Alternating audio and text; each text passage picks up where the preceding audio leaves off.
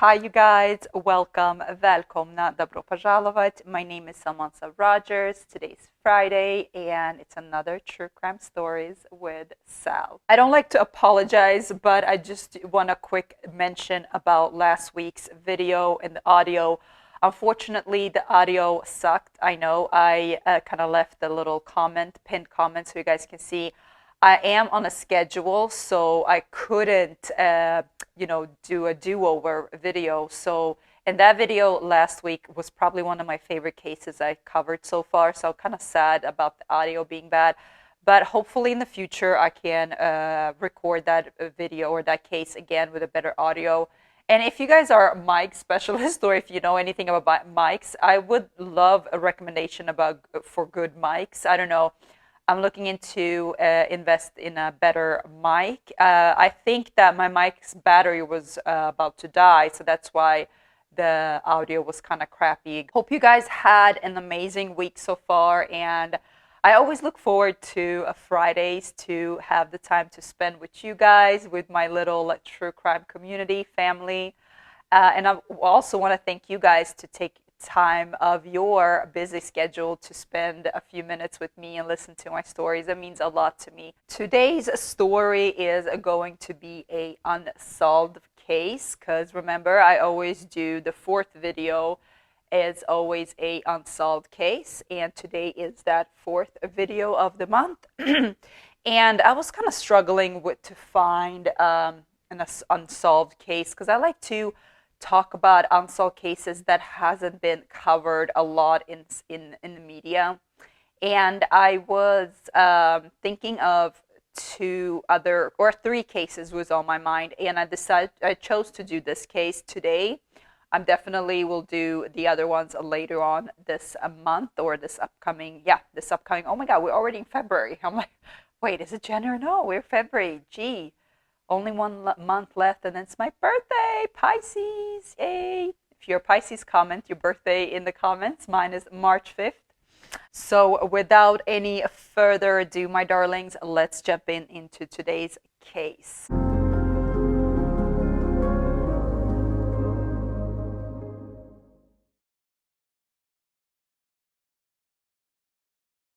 Today's case takes us to Moab in Utah, and this case is actually only a year old. This happened in August, or not even a year, almost a year of this year, August in 2021. So last year in August, hasn't been a year yet. And pretty recent case and very tragic case. I will be discussing the case of two women by the name of Kylen and Crystal.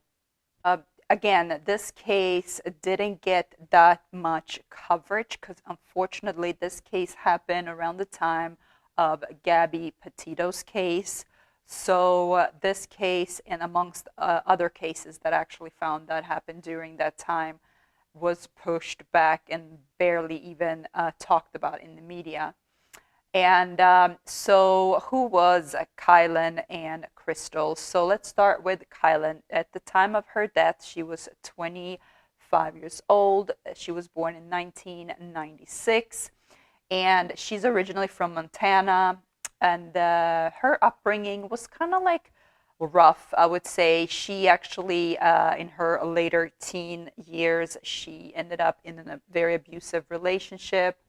So that was very toxic and rocky, and you know how that is with abusive relationships. And at the age when she was only 15, her brother accidentally got murdered or killed by his own friend. It was kind of like a prank that they were pulling on the friend, and the friend thought it was an intruder, so he shot Kylen's brother by accident.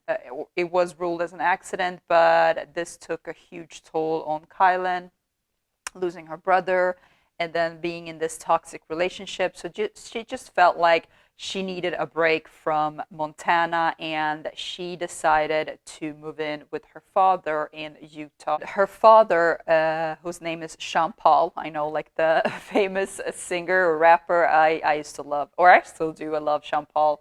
I mean, I grew up in the early 2000s, so that was my era. So that's this music that I grew up listening to, and shake my little booty on the dance floor too. So yeah, Sean Paul is definitely, when I heard that name, I'm like, oh my God, Sean Paul. But anyways, besides that, so Kylen moving in with her father, and the father thought that this wasn't a great idea, for her to kind of like get a new start, get away from all of the toxicity that was going on in Montana.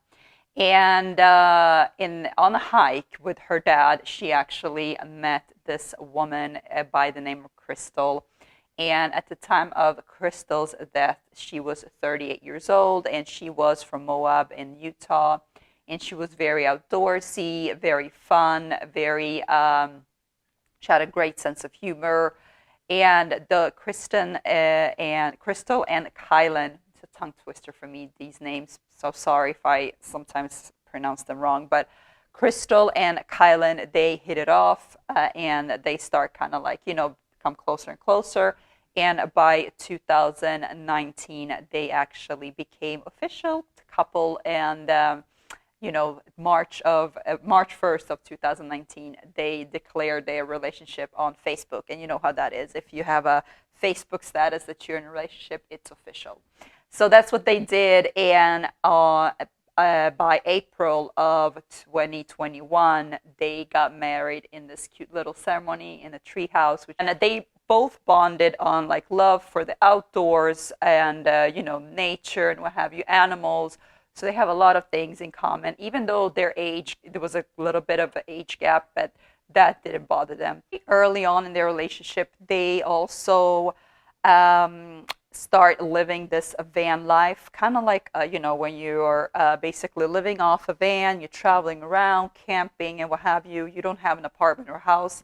And according to my resources, it's kind of expensive. Housing is very expensive in Moab, Utah, and a lot of people do this van type of lifestyle. So that's exactly what Kylen and Crystal was doing. They had their own van that they, kind of like converted to a little home.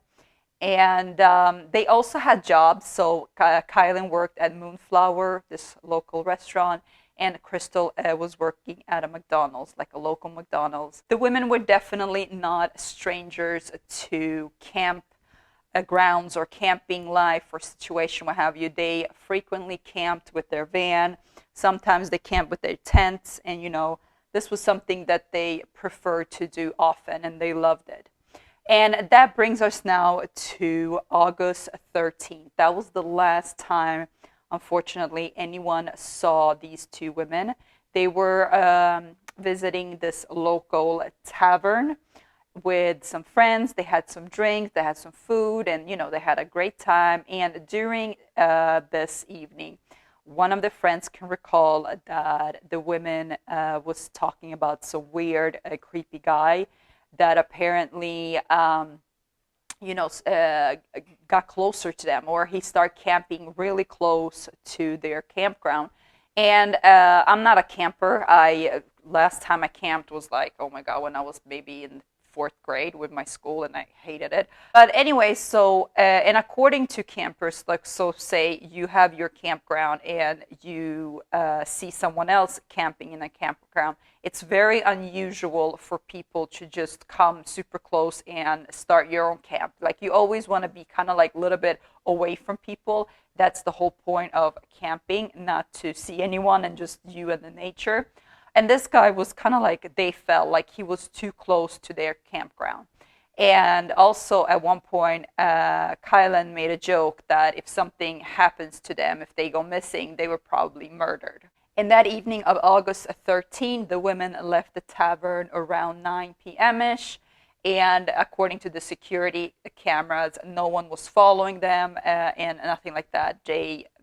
It was nothing out of the ordinary according to the surveillance cameras that the police later was viewing. Throughout that night, so August 13 to August 14, once the women, Crystal and Kylen, returned to their camping ground, they exchanged a few text messages with the same friends that they were just hanging out with, basically saying that, oh, the creeper is back, and this time he is loading some clothes back and forth from his car to his campsite. 2 days passed. So from August 13, we're now in August 15 of 2021. And Kylen and Crystal both didn't show up for their work shift. And this is a pretty unusual for the both women not to show up, because they took their work very serious. And again, like I said, living situations were not super cheap. So, all money that they can get is, money is money. So they took their work very serious, and the coworkers, they kind of began worrying about the women. And so they contacted the Sean Paul, Kylen's father, and asked if he had seen the ladies or if he knows anything where their whereabouts. And as far as Sean Paul knows, they were out camping 2 days ago. The family members and friends of the women, they kind of like start to do their own little search. They went because they knew that their van was parked in the local parking lot. I believe it was the same parking lot as the McDonald's where Crystal was working at. So they knew that she had parked the van there. I found a little bit different sources saying different things. So either the van was parked at the local McDonald's parking lot because it had broken down, and that's the reason why the women didn't camp in their van, and then they went camping by foot and camped in a tent. That's according to one source. According to another source, that's just like where Crystal usually parks the van at her work, like the McDonald's parking lot. So, that's nothing unusual. But either way, the van was still there. It's now 3 days. No one have heard nothing from the women. And the panic and the worries just start setting in. Of course, the family and friends contacted the local authorities, but according to the authorities, they kind of like, didn't take this serious. They felt like, okay, they're all camping. They probably went further in. They probably wanted to take up some break from people, and they will probably return in a few days. So don't worry, come back again if they haven't returned, basically. On August 18th, exactly 5 days since anyone have heard, seen, or anything of Crystal and Kylen, a close family friend to the women decided that she's going to go and look for them herself. So she took her van, she took her car, and she started kind of like driving around in the areas where she kind of knew where the ladies were frequently camped, around. And it took her 5 hours until she came to this little secluded gravel roaded area, and she spotted something silver-ish, like beaming in the light. So she drove closer, and that's when she saw the women's Kia, like a silver Kia. I think it was a Kia Sorento, if I remember correctly. But it was a silver Kia, and so she found the car, and right next to, not far away from the Kia, she found a tent, and inside the tent she saw that the women's little rabbit, they had always brought a little rabbit, their pet rabbit, and the rabbit was inside the cage, and looked like he was not fed for those 5 days. And so she immediately also noticed that it was kind of like bottles of Gatorade bottles like scattered around the area. And she also noticed that the door or not the door, but I don't know what it's called, but like the camp door to the tent was like ripped open. So not just like, it looked like it was forced open, and not just like a regular, if you would just open it, a regular way. So immediately she calls Sean Paul, Kylen's father, and she notified him that she found their camping ground, she found the rabbit, and it looked like it has been, something is weird. She felt like it was some sort of a struggle over here, and, she couldn't find the girls. And while she was on the phone, she kind of like started walking around the area, scattered around the area, and she noticed something by a nearby creek. And she started walking closer to the creek, and that's when she found the body of Crystal, and she immediately told Jean Paul on the phone, I think I found a body. Immediately when he heard that, he told her to quickly get into her car, lock the doors, and call the authority. Took authorities 1 hour to arrive to that camping ground, and as soon as they arrived, they located the body. And then a few meters away, they located a second body, and they both were the bodies of Kylen and Crystal. Unfortunately, both women were partially nude. Basically, they were both shot several times in the head, in the abdomen, in the chest. And one of the women, they haven't said exactly which one, the details of who they found, how, and haven't been released from the authorities. But again, they were partially nude, and one of the women's top, or like bra, tank top, was pulled down, so her breast was revealed. But they were nude, completely nude from the waist down. This was devastating news for family and friends of Kylen and Crystal. And authorities, unfortunately, didn't do a good job on this investigation, or like basically the next day. So they found the bodies on the 18th of August. So the next day of 19th of August, they reopened that camping ground. So usually if a murder occurred or something like that tragic occurred, they usually, close off the crime scene for at least a week, gather evidence or what have you. And police literally opened up that campsite literally the next day. The police speculates that both ladies, Kylen and Crystal, was murdered at the campground and then was dragged to that creek, potentially to maybe wash off some evidence or what have you. Also, Jean Paul, Kylen's father, found out that during this time, so around August 13 to 14, during the time that the ladies were murdered, it was a wedding at a local venue not too far from the campground that was going on, and it was, according to the bride's dad, it was around 100 guests that was attending this wedding.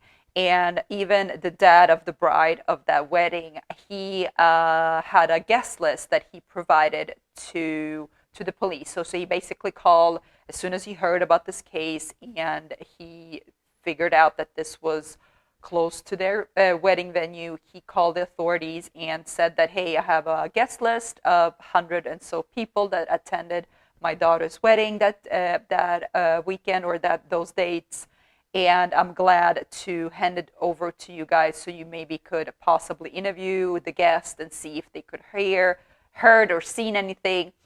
But according to Jean Paul, so Kylen's father, the police didn't take that list seriously, or they didn't proceed to, go and interview the guest or what have you, to possibly see if anyone saw this. And in general, the police didn't handle this case very thoroughly, according to the family members and friends. They didn't take this case serious from not,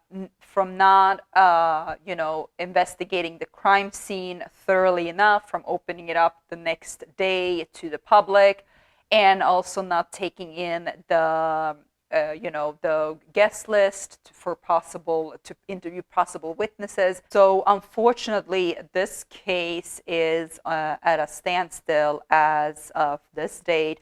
The family of Crystal and Kylen has hired a private detective, and he seems to be a very, he takes this case seriously. He looks into all the details and what have you. So hopefully with some fresh new eyes, this case can be solved. And another thing that I want to point out, that the local public in Moab felt like this was crazy, that basically the police, once this was released, that they found the dead bodies of the missing women, the police quickly said that it's nothing to be worried about and what have you. And the public felt like either the police already had a suspect, because, I mean, either this could be a potential serial killer, we don't know, or maybe it's someone that passed by, maybe someone that attended that wedding and, is long gone now, but still, to kind of like wildly say that don't be worried, especially in a small rural community such as Moab in Utah. Everyone pretty much knows everyone. It is kind of alarming that this happens. And I don't think that it's been any murder happening in Moab since, I don't know, early 2000 or something. It's been a while. So this is very, very alarming for the community. And also, a lot of people have speculated that this could actually be linked to Gabby Petito's case, because apparently on August 13 and 14, that was exactly where Gabby and her boyfriend Brian was at. So they maybe cross paths, maybe because it was a fight between Gabby and Brian at the Moonflower, the same restaurant that Kylen worked at. So people think that maybe she witnessed the fight, called the police, and this was some sort of a revenge from Brian to, go and kill these women. But according to authorities, and I don't feel that it's no connection. Maybe they ran into each other, maybe they saw each other, but according to authorities, there's no connection to that this was the work of Brian Laundrie. Well, my friends, that is the case basically. So it is at a standstill right now, unfortunately. And I hope by the 1 year anniversary of this case that some new leads pop out or they have a suspect, because this is crazy. If it is a serial killer that goes around and kill people in their tents while they're camping, I hope that he get caught. And I also want to point out, now that we are speaking on safety and camping and what have you, and just in general, like if you do end up in a situation by yourself with friends, what have you, if you see someone or feel like for instance, the ladies were pointing out that it is a creepy guy, creepy man that is camping right next to them or close to them, what have you, take a photo. Take a photo of him. Take a photo of the vehicle he or she drives. So you kind of send it to someone. So they have evidence. Like, that's one thing that I would also like point out and remind people, because you never know. Like maybe this, you jokingly like, oh, he's a creep, but look what happened these days, especially because we hear a lot of things going on, not only in camping grounds, but anywhere you go. So photos are everything. Though make sure you take a photo, send it to your friends, send it to a loved one, so they have a digital image of who it possibly could be. And of course, if you do go camping in a rural area, make sure someone knows exactly where you're at, or keep in contact, or have a satellite phone, or what have you, just to so people can eventually find you if something bad, God forbid, happens. Well, that, my friends, is today's case. And I really, like I said, hope that by August of this year, they do find the suspect or suspects. If it was, I feel like it was just one person, but you never know. So I hope whoever is accountable for this heinous crime gets caught. And, justice could finally be served for the families of Kylen and Crystal. Thank you guys so much for spending your Friday afternoon, evening, or morning. I don't know, whatever time it is at your place. I love to spend time with you on my Fridays. If you have future case suggestions, you know what to do. Leave a comment. And don't forget, on your way out, like, share, and of course, subscribe to my channel and join our true crime family. And still, till next Friday, please stay safe, take care of yourself, love yourself, and I'll see you guys all next Friday. Ciao, cacao.